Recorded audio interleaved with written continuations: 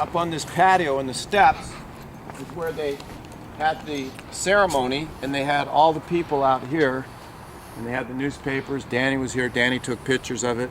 Oh, wow. My mother and I were up on the stage with Matt and Gina Gallo, and the newspapers were taking pictures of us. And the mayor of the city of Healdsburg was here, and they have a historical museum society. The lady that represented the historical museum was here, and she gave the plaque to my mom, and my mom gave the plaques to Matt and Gina Gallo. Oh, okay. We got all the pictures of it somewhere. And so I got up and gave a speech. Oh, okay. And I gave a speech for representing my great-grandfather, and how proud my great-grandfather, what I said was how proud my great-grandfather would have been at the phenomenal architectural work that was done, and all of the efforts that the Gallo family made. I'm trying to get the Gallo family to put a plaque out in the front to say that this was the Oliveto winery built by Domenico Lorenzini in the 1890s and restored by the Gallo family in 2012. And I'm trying to get Matt and Gina Gallo to put a plaque out in front of the building to say that. Okay? So here's the steps that go upstairs. Now, if you look up there, you can see these big, huge wood beams inside. Yeah. And the big wood beams go around the ceiling. Okay, that's the original wood beams, or the original wood that was inside the winery when they did the restoration. So they took the original wood and saved it, and then cut it out to make the beams in here and do the interior design with the beams. The architect came up to me and he asked me, he said, "Mike, what do you think of the job we did? Do you like it? Do you think do you think it's, maintain some of the original historic look?" Because he said that was my goal, was to maintain it. So you see all down here, this level down here is all new construction. It's all metal, it's all modern. Where, I have pictures of what it was like when it was originally built in the 1890s. And it was all one level. And they had these big wine vats that were in here that were like 30 feet high. Whoa. And so you see the ceiling? That's a cooling system that when they made the wine, all of the vapors would go out up through the ceiling and out through the top. And I forget the name of what they call that canopy system at the top, but it was the system that they used when they made the wine. Look, they have pictures right here of how they started it, the building. Yeah, so here's some of the pictures here of what they did when they took the bricks off, and then they put a brand new roof on, but they kept the same design of the building, so that it's actually the exact same angle, the exact same height. It's all the same, except they put new wood in underneath, and they just reinforced it and made it new because there was holes going through the ceiling of the roof. It was so old. Whoa. Yeah.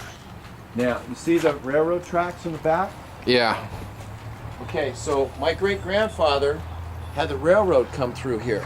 Whoa. And let's go around the back of the building. I'll show you what he did.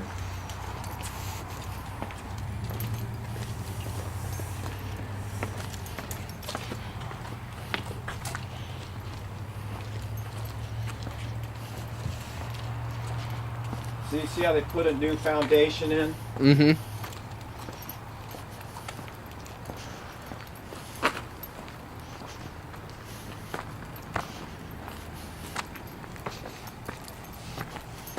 So see, this is all brand new and all redone. So it's got all these air conditioners back here. But what used to be here was there was no fence here. And there was a wooden deck that came out about this high. So you see the bottom where these windows are? Yeah. Okay, those are new, but see that the arch was there, like that. And that's where they would roll the barrels out from the wine, and they had a wooden deck that would come like right from here right from here, and the deck was built up this high, and it was a wooden deck, and it came all the way out to the railroad track. And they would roll the big wine barrels through these were doors. And they would roll them through these doors, open up the doors, roll the wine barrels out, roll them across the big wooden deck, Yeah. and load the railroad cars up with the wine. Yeah. And then the wine would take it down to San Francisco. The Oh. train would take it down, and he had wine tasting rooms in San Francisco. He was connected to the San Francisco Police Department. What? Yeah, so he would have Oh. the San Francisco cops come up here on the weekends and drink wine over at his house on his front porch with him. That's cool. That's how he kept the cops off of him. Yeah. See, so it comes all the way down here. So all of these big doors here would be doors that they would roll the wine out, and then they had the deck. They had the wooden deck built up this high, and the deck would come all the way out to the railroad tracks. Oh. And so they had it high enough so that when the railroad cars would come in, they could just roll them right into the railroad cars. Oh, okay. So it would be like level with the height of the railroad car. Oh, okay. See, that's pretty smart the way they did that. Yeah.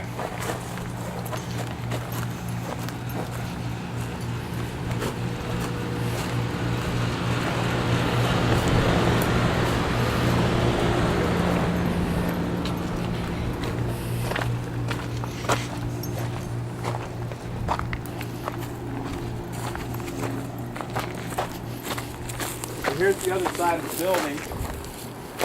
Now, the owner of Gallo Wines, Matt Gallo, who's the CEO, that's his office right in that window there. Oh, okay.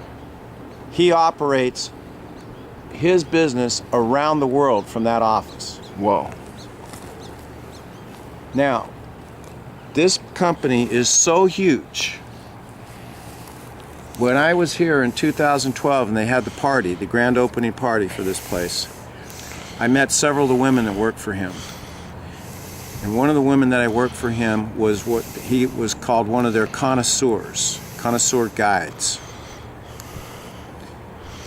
She told me that there's like 9 women that have her same job, and all they do is drive down to the San Francisco airport in minivans, pick up groups of people of about 10 people at the airport, bring them up here to the wine country to all the different properties that the Gallos own, and give them private tours of the Gallo properties estates that they have purchased through the years. Can you imagine this? 9 girls that are picking up in 9 different vans every day from people from the San Francisco airport that are flying in from around the world, taking them out to these tour properties, and then the Gallos have parties with them Whoa. because they're big clients of theirs from around the world. Can you imagine the size of this company and the operation? It's probably huge. It's huge. It's huge. It's so big that they have to have a building like this just for their offices, because at their winery they don't have enough room for all this. Yeah. So this area here, they're planning on turning it into a wine tasting room or an historical room. They haven't decided what they're going to do with it yet. It's been 3 years and they still haven't figured out what they're going to do with this part of the project.